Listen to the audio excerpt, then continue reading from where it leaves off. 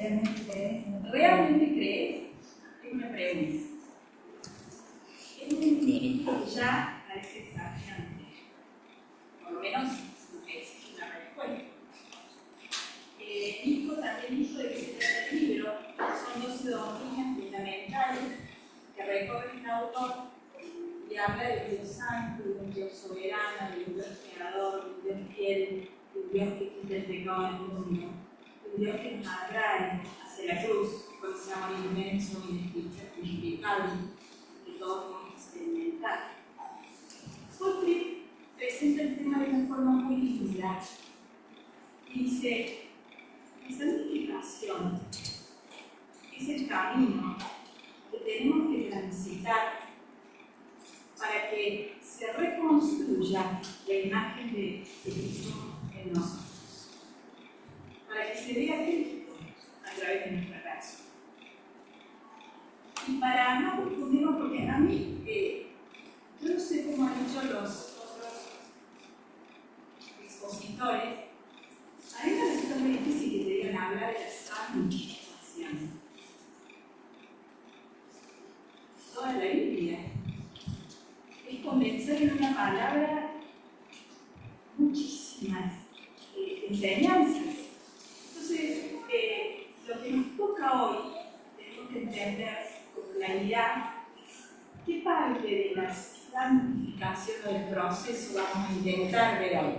No sé si ustedes se acuerdan cuando estudiamos el libro de Tarchini, él hacía como un cuadro, dividía en 3 partes. Y decía: la santificación puede ser, hablamos de santificación cuando hablamos de santificación como justificación, que es la santificación posicional, es decir, fuimos declarados santos y hemos sido liberados de la paga del pecado y de la muerte. La santificación progresiva, que es el ser llamados a ser santos, donde estamos día a día por obra del Espíritu siendo liberados de la influencia del pecado, y la santificación o glorificación, que va a ser probablemente lo que veamos en el próximo encuentro, que seremos hechos santos, librados absolutamente de la presencia de Dios. Hoy nos toca ver el segundo aspecto, esa santificación progresiva, del ser llamados a ser santos. Ya tenemos un nombre del libro, ya tenemos un tema. Voy a tratar de explicitar la intención que yo encontré en el autor.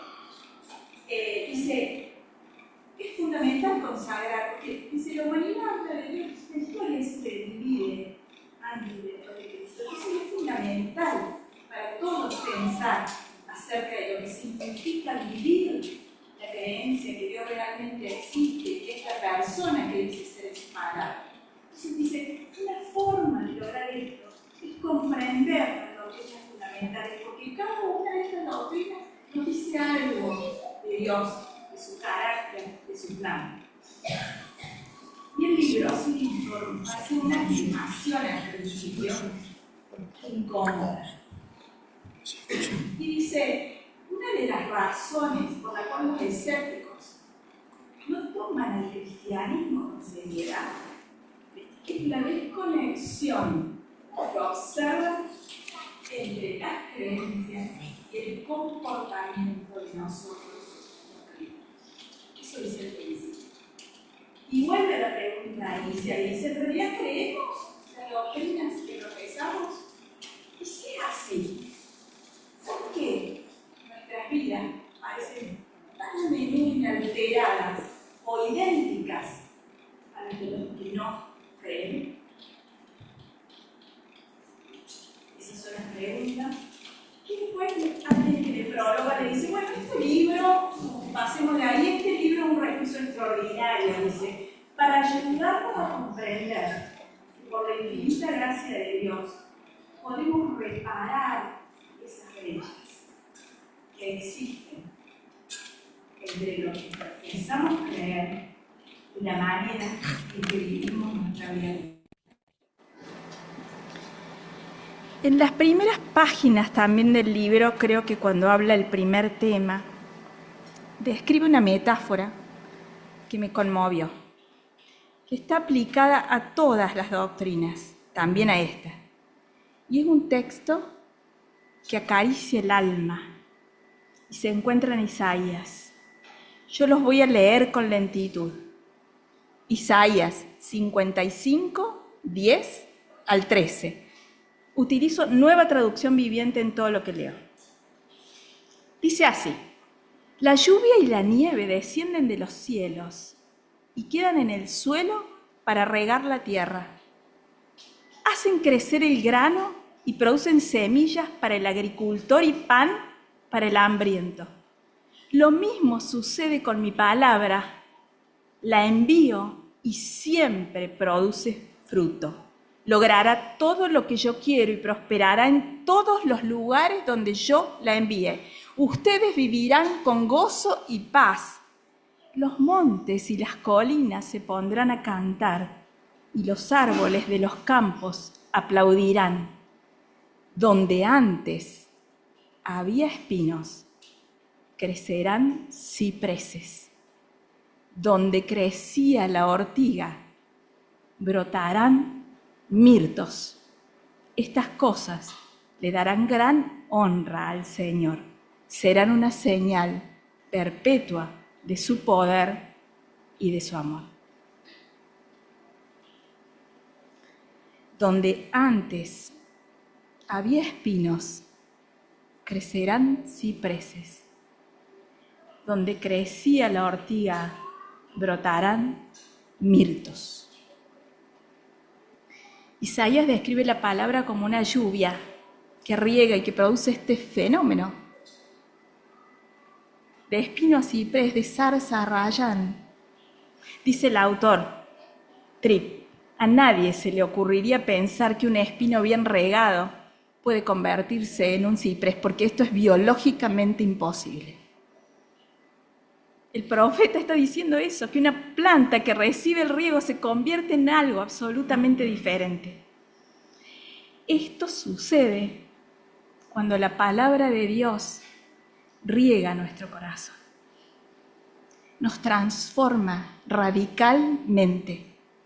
Somos espiritualmente personas diferentes, de zarza a rayán, de espino a ciprés. Eso solo lo puede hacer Dios. En el momento que nosotros creemos, Dios nos salva de la muerte a través del sacrificio de su Hijo, que es lo que vamos a recordar ahora. No podíamos hacer nada para acercarnos a Dios. Por eso tuvo que venir el Hijo para reconciliarnos con el Padre. Un regalo de nuestro Dios.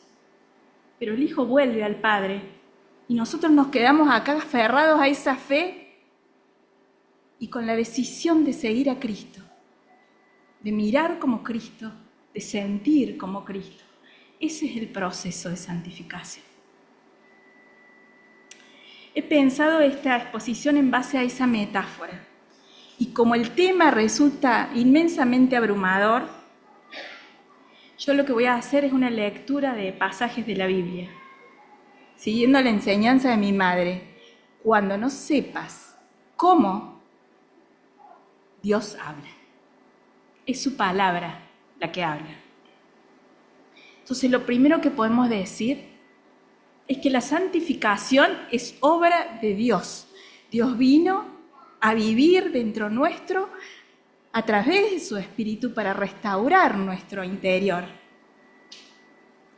Filipenses 1:27, deben vivir como ciudadanos del cielo, comportándose de un modo digno de la buena noticia acerca de Cristo. Filipenses 2:12 y 13.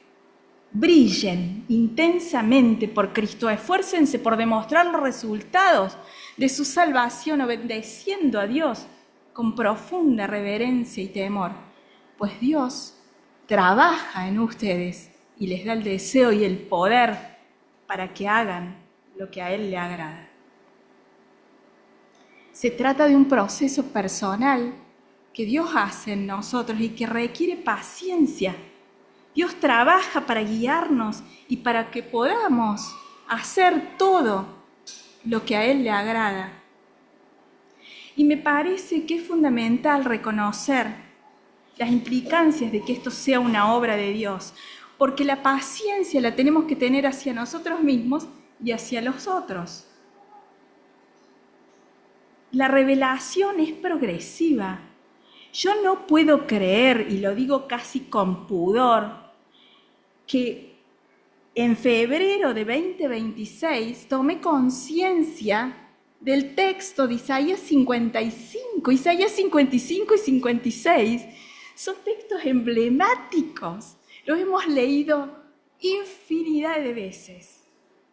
En febrero de 2026 llegó a mi corazón y ya se instala. Entonces es importante para también configurar la relación que tenemos en relación a los otros. La revelación para todos es progresiva y a veces comenzamos a exigir, ¿no? Y a bombardear a otros, bien intencionadamente, con lo que nosotros hemos vivido, pero muchas veces atropellamos, ¿no? Yo planté, Apolo regó, pero el crecimiento lo ha dado Dios. Dios controla el proceso y conoce los tiempos de cada uno. Segundo, necesitamos de su gracia, ya lo dijimos en la canción, todos los días de nuestra vida. Hago un paréntesis. Mi amiga Vicky está en Disney y no tengo a nadie que me traiga un vasito de agua. Gracias. Necesitamos de su gracia todos los días de nuestra vida. Filipenses 1:6. Estoy seguro de que Dios, quien comenzó la buena obra en ustedes, la continuará hasta que quede completamente terminada el día que Cristo Jesús vuelva. No importa, dice Paul Tillich, cuántos años llevemos disfrutando de la condición de hijos. Y dice una frase linda: no existen egresados de la santificación. No egresamos nunca. Necesitamos todos los días la gracia salvadora de Dios que opere en nuestro corazón, tal como la necesitamos el primer día para creer. Dice Tramchini, la santificación es la aceptación de lo que el Espíritu de Dios quiere hacer en nuestra vida, del reconocimiento de que somos absolutamente incapaces de hacerlo solos, pero Él sale al rescate todos los días de nuestras vidas y continuará haciendo, porque lo ha prometido, hasta que vuelva. La santificación, tercer punto, es un proceso de muerte a vida. Esto tiene muchos significados. Lo que el autor quiere decir acá, cuando hace este título, dice: el pecado remanente que todavía vive en nosotros debe ser crucificado todos los días con las armas que Dios nos da. Dice 2 Corintios 10, 4 y 5, somos humanos, pero no buscamos, no luchamos como hacen los humanos. Usamos las armas poderosas de Dios, no las del mundo, para derribar las fortalezas del razonamiento humano y para destruir argumentos falsos. Es una batalla espiritual, es una lucha. No solo se debilita a dar muerte al pecado, sino que implica una nueva vida en Cristo. Dice Colosenses, ya lo estudiamos, lo reiteramos, Colosenses 3, 1 al 3. Ya que han sido resucitados a una nueva vida con Cristo, pongan la mira en las verdades del cielo, donde Cristo está sentado en el lugar de honor a la derecha de Dios.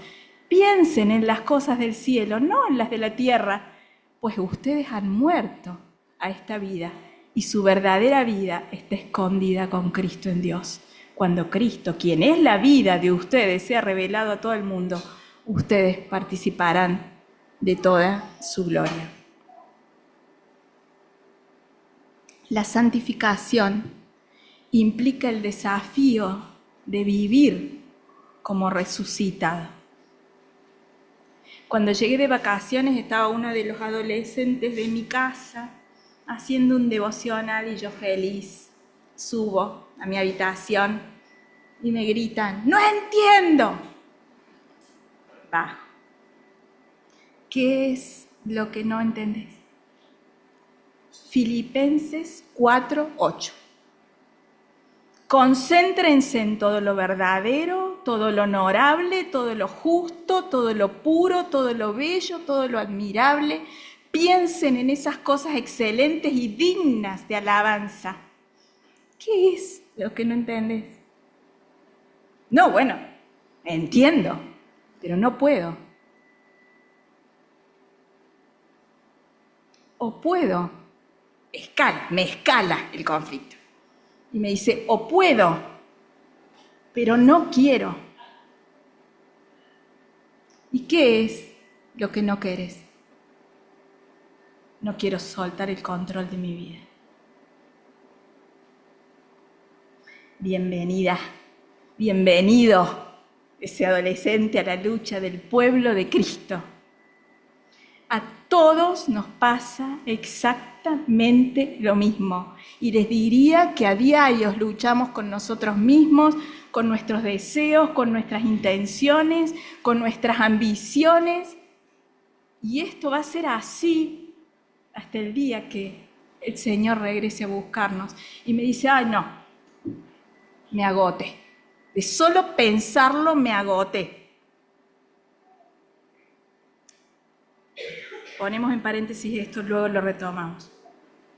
Dice Elsa Tames en un artículo hermoso: el eterno desafío de vivir como resucitado. Ya que han sido resucitados a una nueva vida, fijen la mirada en las cosas del cielo. Y ella comienza a analizar los capítulos 6 y 8 de Romanos, a los cuales le deberíamos dedicar bastante tiempo. Pero nos da alguna pauta y dice, porque el desafío no es un salto al vacío, viene con recursos que debemos conocer y que debemos usar. Y dice Romanos 6:6, sabemos que nuestro antiguo ser pecaminoso fue crucificado con Cristo, ya no somos esclavos del pecado. Y dice Romanos 6:12 y 13, no permitan que el pecado controle la manera en que viven. No caigan en los deseos pecaminosos, no dejen que ninguna parte de su cuerpo se convierta en instrumento del mal para servir al pecado. En cambio, entréguense completamente a Dios, porque antes estaban muertos, pero ahora tienen vida nueva. Así que usen todo su cuerpo como instrumento para hacer lo que es correcto para la gloria de Dios. Romanos 6, 10 y 11. Cuando Él murió una sola vez a fin de quebrar el poder del pecado, pero ahora Él vive para la gloria de Dios. Así que también ustedes deben considerarse muertos al poder del pecado y vivos para Dios por medio de Cristo Jesús. Cuando pasamos de muerte a vida hay una transformación tan profunda, de zarza a rayán. Estábamos muertos y como dice Tames, esta nueva vida presenta un desafío, ese desafío de vivir como resucitados, el desafío de vivir una vida santa. Y Tames dice un ejemplo que a mí me parece muy gráfico y dice, las personas que pasan por experiencias límites, un tsunami, la caída de un avión, una enfermedad, una crisis importante, los sobrevivientes tienen una actitud, en su mayoría, muy diferente hacia la vida, porque viven intensamente lo cotidiano, con más pasión, disfrutan de la naturaleza, disfrutan del diálogo, disfrutan de la comunión con otros, escuchan, ven con ojos nuevos esa posibilidad nueva que se les ha dado, porque comienzan a apreciar el regalo de la vida. Lo mismo, dice ella, debería pasar con los cristianos. Y a mí me parece que esto ayuda mucho a pensar el tema, porque para vivir como resucitados tenemos que tomar conciencia que la vida que tenemos hoy es un regalo de nuestro Dios.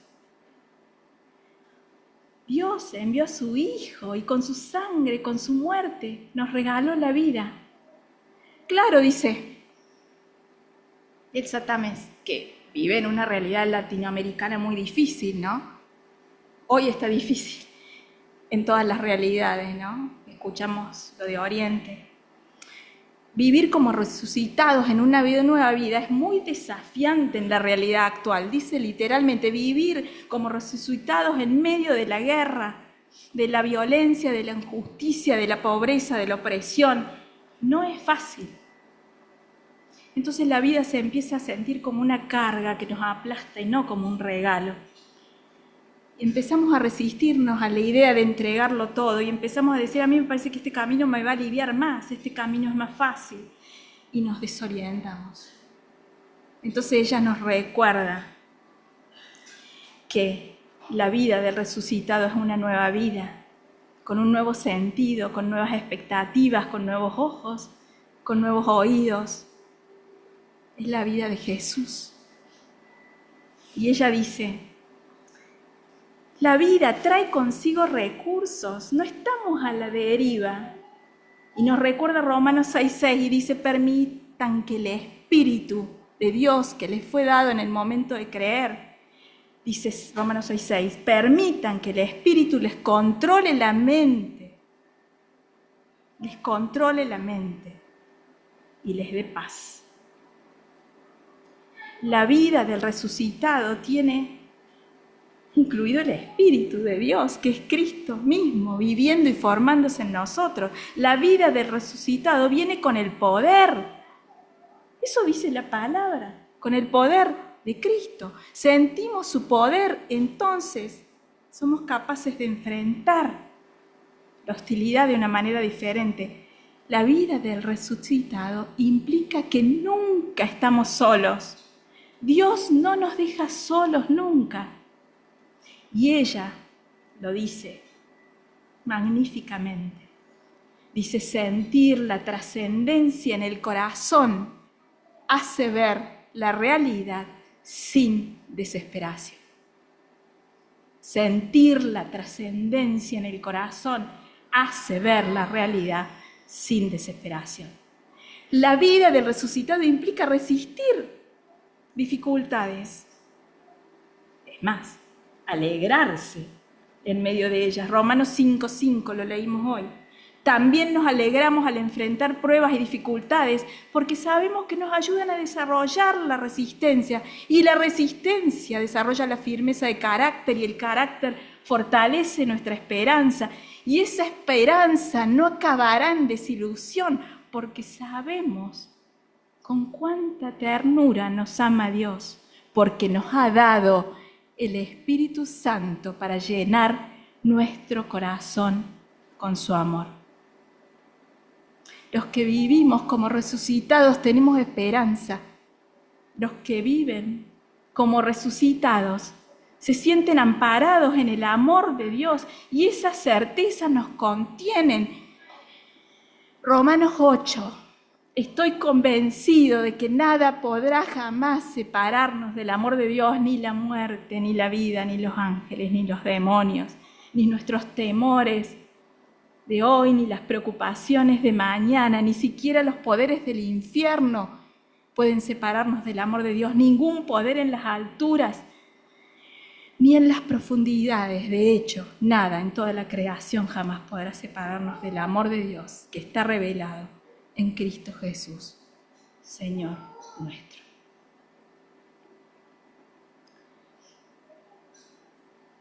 Aún sabiendo todo esto, podemos no querer o podemos no poder, aún sabiendo todo esto. Yo no tengo la respuesta. Cuando estudiamos el libro de devocionales de Tranchini, él dedica un capítulo a responder esta pregunta. ¿Qué pasa si no quiero obedecer? ¿Qué pasa si no puedo? Bueno, no lo podemos estudiar hoy, pero él dice someramente algunas cosas que pueden ser interesantes deberíamos exponer esa situación a nuestro Dios. Deberíamos confesar ese impedimento y también a nuestros hermanos para rogarle al Padre que nos ayude y para pedirle a la comunidad que ore por esa imposibilidad, que es real y es en todos, en distintas circunstancias. También deberíamos pensar qué me ha hecho perder esa pasión, esa necesidad de responder a semejante regalo. Y también deberíamos exponernos a la palabra nuevamente. Y termina concluyendo.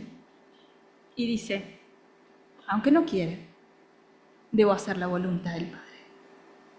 Confiando que Dios va a reavivar ese deseo. Debo hacer la voluntad del Padre. Porque vivir como resucitado no es algo optativo. Dice John Wright en un libro que me facilitó una hermana. Se lo dijo al pueblo de Israel y lo repite muchas veces. Santos serán porque yo, el Señor, su Dios, soy santo. Levítico 19, 2. Primera Pedro 1, 15 al 16. Sino que así como aquel que lo llamó es santo, así también ustedes sean santos en su manera de vivir. Sean santos porque yo soy santo.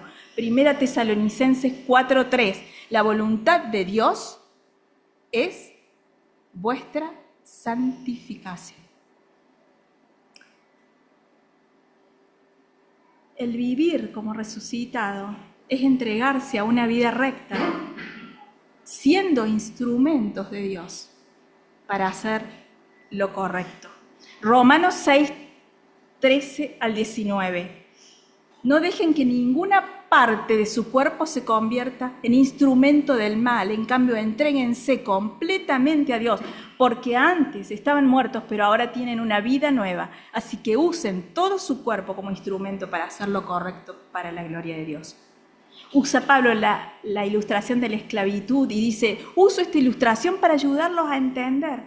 Porque la naturaleza de ustedes, dice en Romanos 12, 19, es débil. En el pasado se dejaron esclavizar por la impureza y el desenfreno, lo cual los hundió aún más en el pecado, pero ahora deben entregarse como esclavos a la vida recta para poder llegar a ser santos. Ahora, ¿qué implica esa entrega?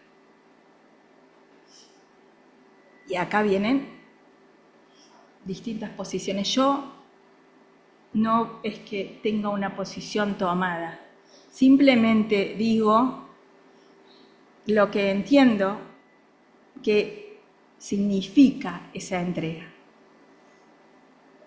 Dice Wright cuando analiza la palabra, yo no pude estudiar la etimología de la palabra entrega porque no tuve recursos para estudiarlo, pero dice, los estudiosos dicen que la palabra entrega no significa depositarse pasivamente. Significa eso y significa presentarse para ser útiles para Dios. Y ahí dice, leamos Romanos 12. Y presenta Romanos 12 del 8 al 18. Lo que es vivir una vida santa. Y dice, si tu don es servir, sírvelos bien. Si eres maestro, enseña bien. Si tu don es animar a otro, anímalos. Si tu don es dar, hazlo con generosidad. Si Dios te ha dado la capacidad de liderar, toma la responsabilidad en serio. Si tienes el don de mostrar la bondad, hazlo con gusto. 12:9. No finjan amar a los demás. Amen la verdad. Aborrezcan lo malo.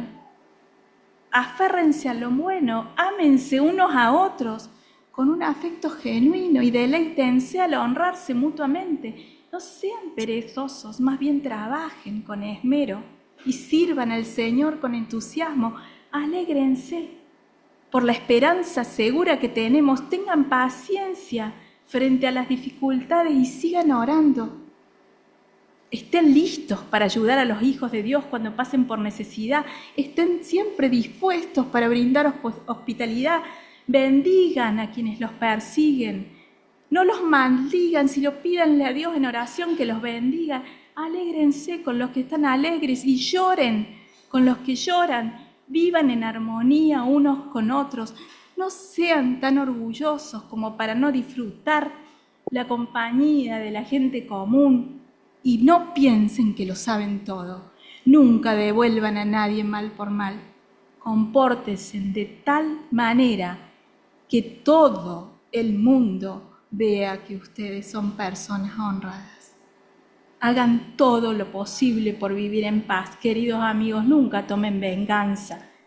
No dejen que el mal los venza. Más bien, venzan el mal haciendo siempre el bien.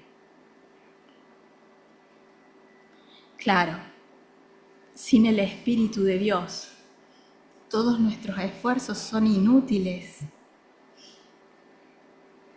Nada, como hablamos con José hoy, puede surgir de nuestros corazones que están corrompidos por el pecado, pero hemos sido redimidos, justificados y santificados. Hemos sido ya apartados para Dios. Entonces dice, bueno, tenemos que conversar, dice Wright, de esto. Tenemos que evitar reservarnos cualquier parte de nosotros para que sirva a otros intereses que no sean la voluntad de Dios.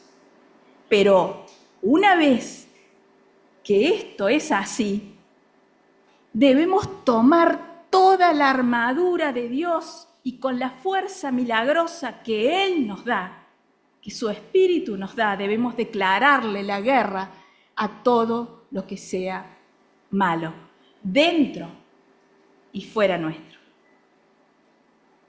¿Se acuerdan el desafío que nos dejó Nico la semana pasada? Efesios 6. Dijo, piensen en Efesios 6.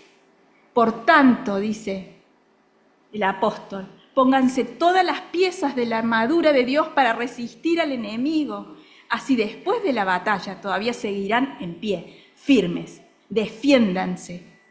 Defiendan su posición, la posición que tenemos en Cristo, donde ya fuimos trasladados, ya somos ciudadanos del cielo, poniéndose el cinturón de la verdad y la coraza de la justicia de Dios.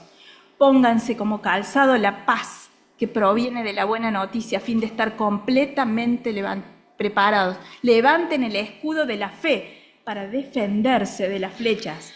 Pongan la salvación como casco y tomen la espada del Espíritu, la cual es la palabra de Dios.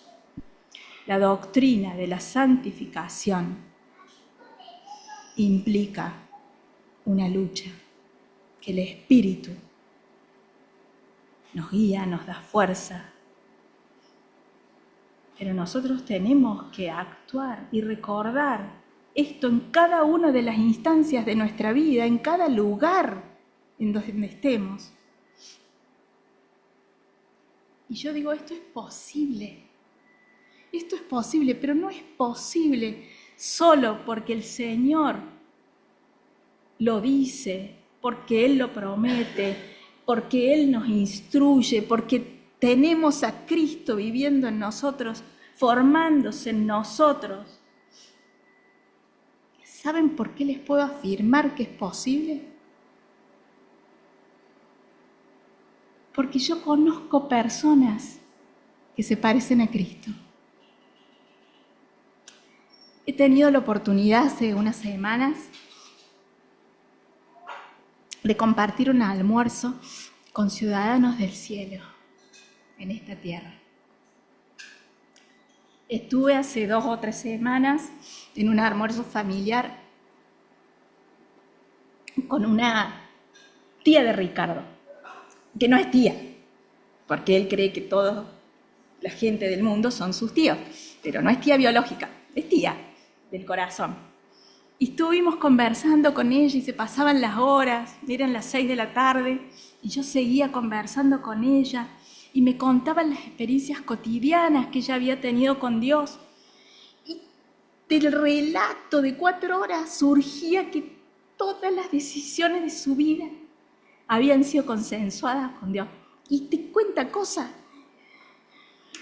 que vos decís, hasta el día, la fecha, cuando fui a parir, cuando tal cosa, cuando el Señor me proveyó de tal cosa, y el Señor, y cada uno de los aspectos de su vida estaba rodeado de ese vínculo, amparado por ese vínculo. Y en ese diálogo yo empecé a sentir que ella era una verdadera amiga de Dios. Y en ese momento, ya era las 6 de la tarde, me dice, ay, el Señor es tan misericordioso que me hace reír. Todo el tiempo me estoy riendo con Él. Vive sola, tiene como 90 años. Y dice, siempre me está sorprendiendo. Y yo le digo, Señor, te agradezco que estés en todos los detalles, pero yo estoy bien. Como diciéndole, seguí con otros. Todos los momentos de su vida son consultados por el Señor. Y dice, me dijo algo porque ya me tenía que ir, me dice, ha llegado el punto que yo ya no expreso con palabras. A veces solo me basta con mirar al cielo y tengo la certeza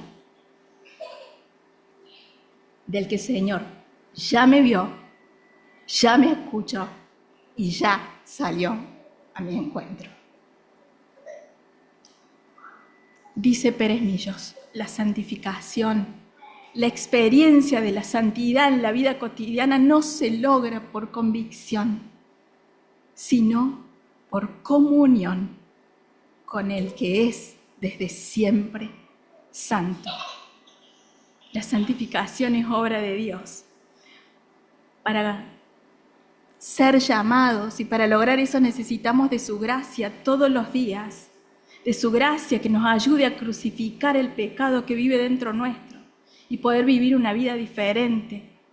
No nos alarmemos porque Él nos da los recursos, pero tengamos claro que no es una opción. Tengamos claro que tenemos que entregar todos los aspectos de nuestra vida y luchar. Confiar en que Él está luchando por nosotros, con nosotros. La santidad solo la podemos lograr con una comunicación fluida y permanente con el único que es santo. Ojalá que todas estas semillas de la palabra de Dios que hemos compartido hoy y que sí tienen poder para transformarnos, nos ayuden a reparar esas brechas que existen, esa distancia que pone el pecado, que nos aleja del Padre, y que pueda nuestro comportamiento ser visto por otros como expresiones tangibles de la fe que profesamos. Ojalá que podamos ser vistos por otros como verdaderos ciudadanos del cielo en esta tierra. Que Dios nos bendiga.